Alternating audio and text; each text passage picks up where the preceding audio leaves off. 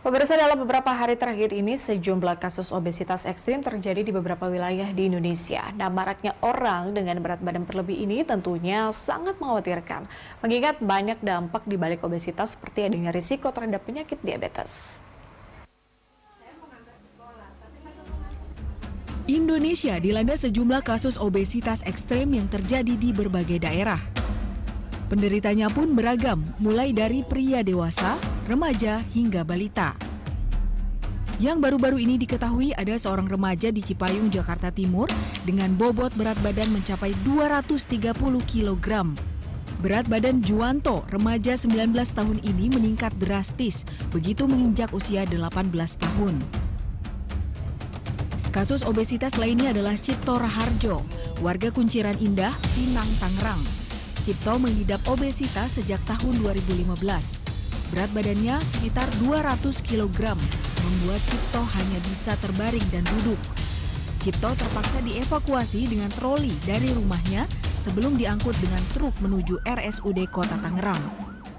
Selanjutnya ada Muhammad Fajri, pria asal Tangerang dengan bobot 300 kg yang didiagnosa terkena shock sepsis akibat morbid obesitas. Akhirnya pada 22 Juni lalu, Fajri meninggal dunia di Rumah Sakit Cipto Mangunkusumo. Tentunya fenomena obesitas ekstrem ini perlu diwaspadai, mengingat banyak penyakit yang bermunculan sebagai dampak dari kelebihan berat badan. Seseorang yang mengalami obesitas akan mengalami penyakit yang berkaitan dengan sindrom metabolik. Obesitas juga dapat mendorong peningkatan pada kasus diabetes tipe 2 atau yang dikenal juga dengan sebutan diabetes mellitus. Tim Liputan B-Universe. Ya, peningkatan kasus obesitas juga dapat mendorong terjadinya peningkatan pada kasus diabetes mellitus, di mana diabetes mellitus merupakan salah satu penyakit kronis penyebab kematian tertinggi di Indonesia. Kita akan cek sejumlah datanya terkait dengan obesitas dan juga diabetes mellitus ini. Data yang pertama kita akan lihat di layar di belakang saya, ini adalah prevalensi obesitas dan diabetes mellitus. Kalau kita lihat data dari Kemenkes, ini dari tahun 2013 sampai tahun 2018 ini menunjukkan prevalensi obesitas ternyata diiringi juga dengan peningkatan diabetes mellitus. Di tahun 2013 sendiri, obesitas itu ada 15,4% data dari Kemenkes, kemudian diabetesnya itu ada di 1,50%. Kemudian kita tarik sampai dengan 5 tahun setelahnya di tahun 2018, obesitas berada di angka 21,8% untuk prevalensi obesitas dan diabetes mellitus, mengikuti juga kenaikan dengan kasus diabetes atau penyakit diabetes mellitus di angka 2,00%. Kita lihat data selanjutnya. Oke, kita akan lihat ini adalah jumlah penderita diabetes tipe 1 atau diabetes mellitus di ASEAN tahun 2022.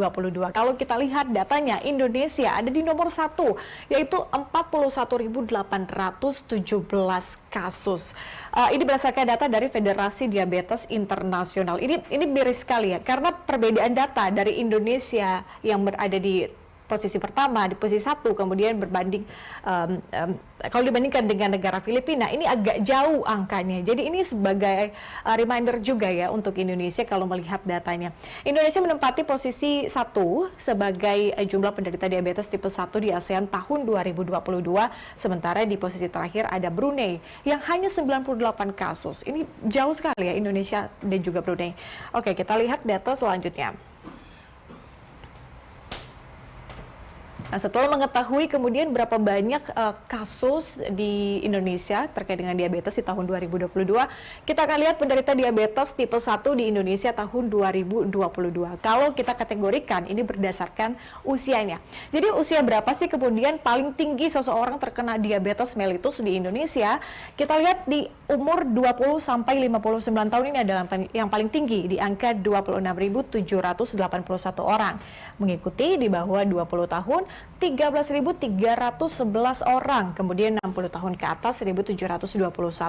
Ini juga sebagai bentuk pengingat ya kepada kita bahwa seharusnya kan di umur-umur produktif seperti umur 20 tahun ke atas atau mungkin di bawah 20 tahun, ini kan harusnya lebih mengerti, lebih paham, lebih teredukasi apa sebetulnya diabetes itu, bagaimana menjaga pola hidup.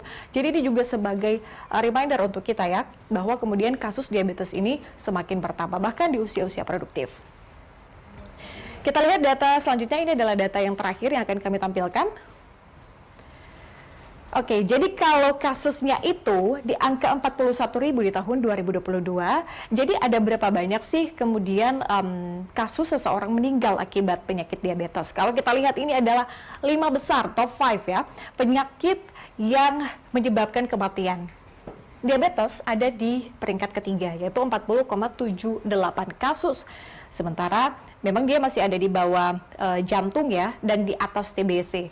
Dan yang pertama itu adalah jumlah kasus penyebab kematian di Indonesia adalah stroke. Tapi bukan berarti kemudian diabetes ini kita kesampingkan, karena dia masih ada di posisi ketiga nih pemirsa. Jadi artinya sebagai kita harus mengerti, memahami, mengedukasi diri bahwa diabetes mellitus itu merupakan salah satu yang masuk dalam top 5 ya, penyakit yang kemudian bisa menyebabkan kematian atau meninggal dunia. Oke, itu adalah sejumlah kasus atau sejumlah data yang kami himpun dari beberapa sumber ya, termasuk juga dari Kemenkes, kemudian juga dari Federasi Diabetes Internasional.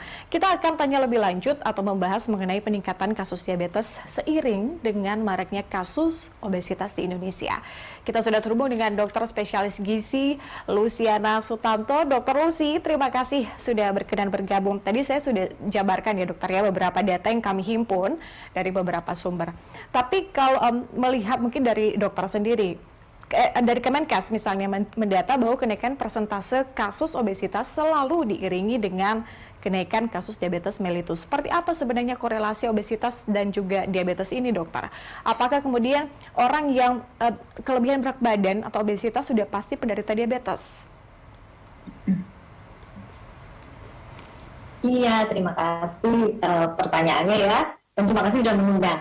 Jadi benar sekali bahwa kalau orang yang obesitas itu sangat berisiko terkena diabetes mellitus. Tidak semua orang yang obesitas itu terkena diabetes mellitus, tetapi sangat berisiko. Jadi mungkin di kemudian hari kalau tidak di tata laksana dengan baik obesitasnya, ya diabetes mellitus akan segera muncul. Dokter, diabetes kan memang menjadi salah satu penyakit penyebab kematian tertinggi di Indonesia. Tadi saya sebutkan, tadi datanya ada top 5 ya, saya sebutkan di posisi ketiga. Tapi apa sih dokter sebetulnya faktor pemicu penyakit diabetes ini dan apa saja ciri-ciri penyakit diabetes? Jadi kalau kita bicara penyebabnya salah satu adalah diabetes, tetapi sebenarnya juga ada bibit untuk timbulnya diabetes itu memang sudah ada dan akan dipicu atau dipercepat dengan kalau seseorang itu menjadi obesitas.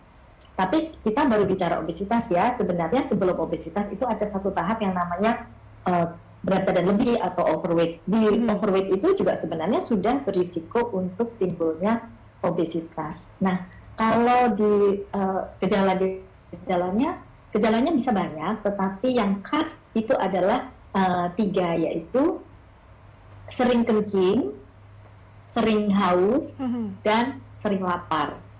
Dan itu jadi kayak tidak berhenti-berhenti gitu ya, di mana sudah obesitas, makannya banyak, kena diabetes, makannya juga ingin semakin banyak gitu.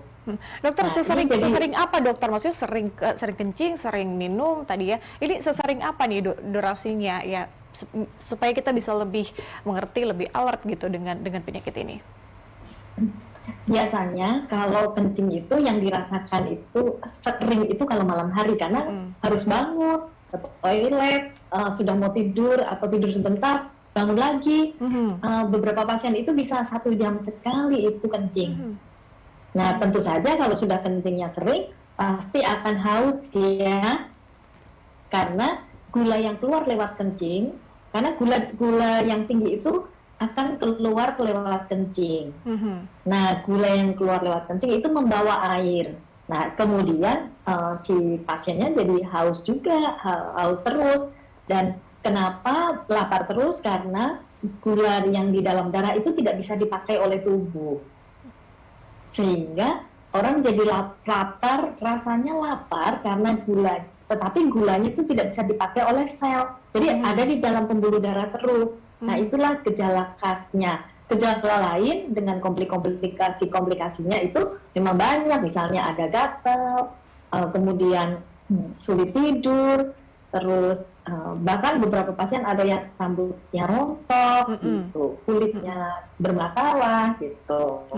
Oke, dokter, jadi Belum lantas lagi seperti apa? komplikasi.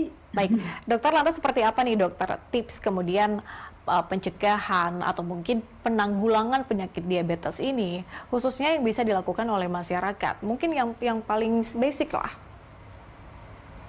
Jadi kalau kasus-kasus yang tadi ditampilkan ditampilkan di video atau di TV itu sudah penanganan dokter spesialistik dan itu harus tim ya. Tetapi pencegahannya bisa kita lakukan sendiri di rumah, yaitu atur makan supaya makan itu tidak kelebihan. Jadi makan yang baik itu menganut jadwal yang baik, jumlah yang sesuai dengan kebutuhan, dan jenis makanan bervariasi. Jumlah yang baik adalah jadwal yang baik adalah sehari 3 kali makan dan 3 kali selingan. Ini kita tidak bicara, oh kalau gitu saya makannya jadi banyak. Bukan, tetapi dibatasin dengan total kalori yang kita konsumsi. Nah, apa yang dikonsumsi yaitu makanan pokok itu bisa nasi, mie, bihun, roti, kentang, ubi, singkong, dan teman-temannya. Itu secukupnya ya, mungkin segenggam gitu ya, sekepal gitu. Nah, kemudian sayur sama banyaknya. Lauk tidak perlu banyak-banyak. Justru orang sekarang sering salah mengatur makan dengan menghilangkan makanan pokok atau karbohidrat kompleks dan menggantinya dengan lauk. Itu malah berisiko menyebabkan obesitas, lebih menyebabkan obesitas, ya. Kemudian konsumsi buah secukupnya. Secukupnya artinya setengah dari konsumsi sayur. Itu kalau kita bicara porsi ya. Kemudian jenis-jenis bervariasi. Jadi makanlah berganti-ganti, jangan terpaku pada makanan ini sehat, kemudian saya makan ini terus, yang ini nggak makan. Nah itu juga menghalangi kita mendapatkan zat gizi yang bervariasi. Nah, untuk menilainya, makanya udah cukup atau belum, atau kelebihan atau tidak. Nah, timbanglah badan seminggu sekali. Kalau selain timbang badan, kita juga bisa mengukur lingkar pinggang seminggu sekali. Kalau tujuan kita menurunkan berat badan tidak turun mungkin, tetapi lingkar pinggang sudah turun, itu namanya sudah berhasil, sudah ada keberhasilan, tinggal sabar dilakukan. Dan jangan lupa olahraga.